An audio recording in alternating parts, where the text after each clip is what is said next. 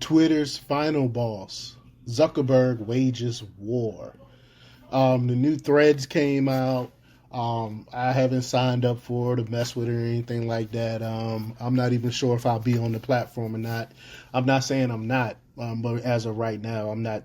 I'm not thinking about hopping on this platform because I know that they're going to censor. They're going to be even worse than Facebook. They're censoring people already, and it's only been open. It's only been up for about a day or so now. But before we get started, go ahead and hit that like button, share this out so we can get this information out there. Subscribe if you're not already a subscriber, and hit that alarm bell so you know when I'm putting out new stuff. Also, check out my link tree in the description. It has a link to my Patreon where I talk about things I can't talk about here. There's also a link to my Instagram and my merch store. Also, check out jjthepsychotherapist.com for news. All right, let's talk about this news. Threads, the new Twitter clone launched by Meta, has created a buzz in the industry and media. This clone poses a significant challenge to Twitter, which has never faced a real competitor in its history. If Mark Zuckerberg fails to overcome this challenge, it could spell the end for Twitter. However, if he succeeds and Twitter declines, it is unlikely that another social media platform will arise to challenge the status quo. The demand for a new free Twitter began during the era of Trump, with different political factions having their own definition of what constitutes freedom of speech. Right-wing users sought platforms like Parler and Gab, while the left wing turned to alternatives like Mastodon and Hive. However, none of these clones gained widespread popularity due to their limited user bases. In contrast, Meta's Threads has an advantage as it is built on top of Instagram, which boosts billions of users. This means that Threads can tap into Instagram's existing user base, giving it a significant head start. While Instagram's massive user base provides an advantage, it also poses a challenge for Threads. Instagram users are primarily interested in visual content, such as photos of butts, puppies, and food.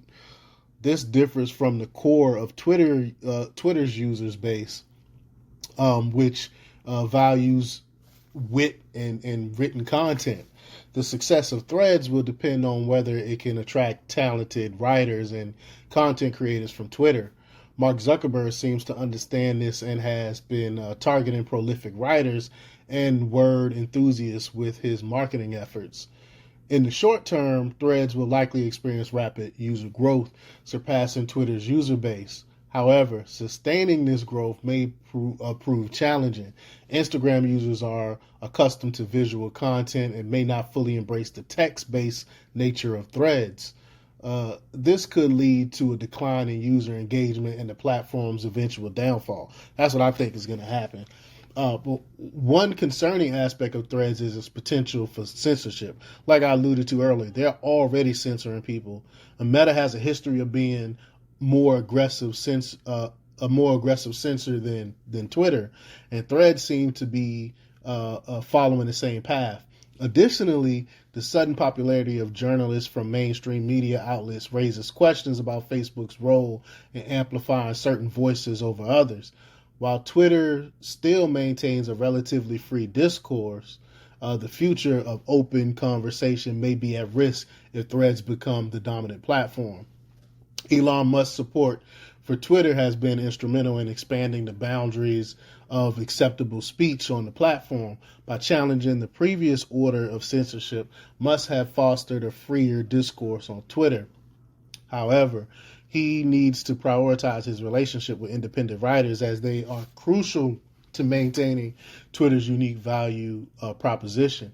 The current landscape of social media platforms is heavily influenced by power struggles and political ideologies. In this context, Threads represents the last hope for those who favor a certain political agenda. It remains to be seen whether Twitter can withstand the competition and preserve its vision of free speech. But I think Twitter is going to survive because Twitter is free and open. People can say what they feel, what they think, and we all know what Zuckerberg is going to do to Threads. Again, what he's already doing to Threads. people don't like censorship, even though the mainstream media loves censorship because they can dominate with their narrative. But the dominance of Twitter has been challenged in recent times, especially by platforms like Substack. Substack offers a content management system that empowers writers, providing them with greater freedom and control. I am on Substack. I don't really post anything there, though. Elon Musk's partnership with Substack could be pivotal in defending against state power and preserving the ideals of free speech. Twitter should either consider cloning Substack or establish a strategic alliance with them to strengthen its position in the face of competition. Now, ultimately, the fate of free and open internet hangs in the balance. While the days of web anarchy may be over, Twitter still has the potential to champion free speech. It is essential for Twitter to act wisely and secure its position as a platform that upholds the values of legal dissent. A thriving Twitter is crucial for the preservation of a free society, as it provides a space for lively and sometimes humorous discussions. But let me know what you think. Leave your comments down below. Like, share, and subscribe. And check out jjthepsychotherapist.com for the latest in news. Until next time, peace.